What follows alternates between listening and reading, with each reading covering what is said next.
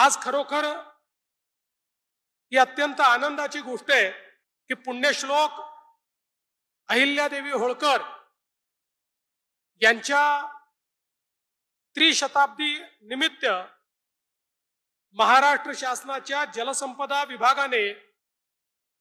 एक अतिशय महत्त्वाची यात्रा गोदा ते नर्मदा या यात्रेचं आयोजन केलं आणि आज त्र्यंबकेश्वर मध्ये गोदेचं पूजन करून आई गोदावरीला नमन करून आणि त्र्यंबकेश्वरचे राजा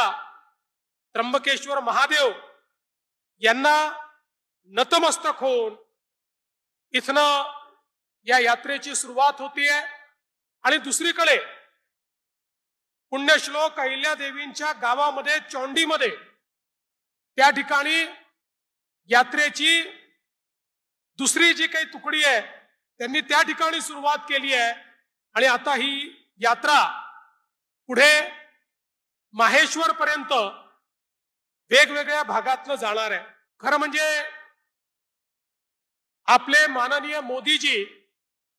हे नेहमी सांगतात, विरासत भी और विकास भी, वारशाचं संवर्धन आणि विकास या दोन्ही गोष्टी करणं हे गरजेचं आहे। या यात्रेलाही जो काही या ठिकाणी एक प्रकारे दिशा देण्यात आली आहे त्यात अहिल्यादेवींचा विचार, अहिल्यादेवींचा वारसा आणि या विचार आणि वारसाच्या आधारावर पुढच्या काळचा विकास हा आपण कसा करणार आहोत या संदर्भात खरं म्हणजे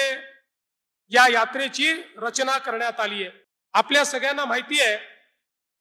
या देशामध्ये ज्या शासकांचा विचार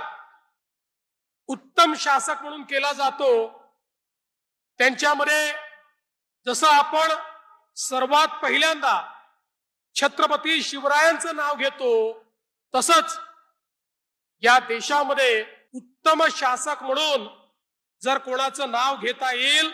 तर त्या पुण्यश्लोक अहिल्यादेवी होळकर होत्या।